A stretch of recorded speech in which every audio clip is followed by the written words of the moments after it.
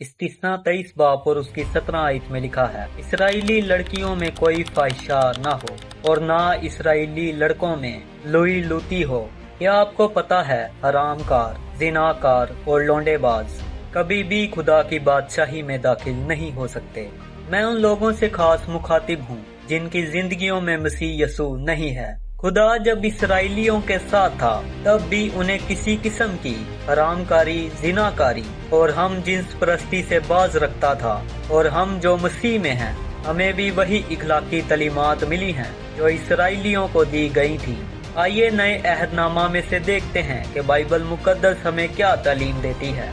पहला करंथियों 6 बाब और उसकी 9 आयत में लिखा है, क्या तुम नहीं जानते कि बदकार खुदा की बादशाही के वारिस ना होंगे। फरेब ना खाओ, ना हरामकार खुदा की बादशाही के वारिस होंगे, ना बुत परस्त, ना जिनाकार, ना अयाश, ना लोंडेबाज।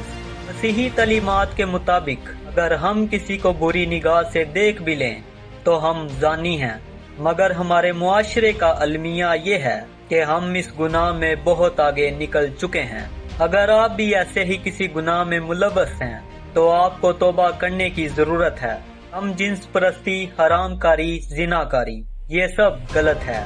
अगर आप शादीशुदा हैं और आपके एक्स्ट्रा मैरिटल अफेयर्स हैं तो ना सिर्फ आप अपने पार्टनर को धोखा दे रहे हैं बल्कि खुदा की नजर में मकरूह काम कर रहे हैं।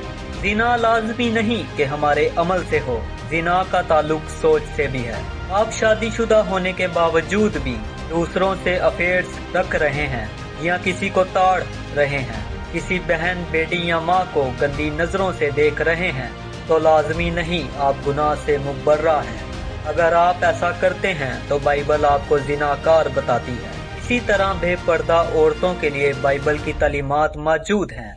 बाइबल इन औरतों को सरमुंडी तक कहती है। ऐसी औरतों को जिससे मुराद बदकार औरतें होता है, ऐसी औरतें जो अपने शोहरों को धोखा दें, वो सोशल मीडिया या कहीं पर भी किसी नामहरम मर्द के साथ गलत दोस्ती में मुलव्वस हैं और अपने शोहरों को छोड़कर किसी और को पसंद कर बैठती हैं, तो ऐसी औरतों में और बदकार औरतों में कोई फर्क नहीं। अपनी रविशों को दुरुस्त करें और खुदा का खौफ मानें। निजात तो ईमान ही से मिलती है, मगर ईमान हमारे अमाल ही से जाहिर होता है कि हम किसके मानने वाले हैं।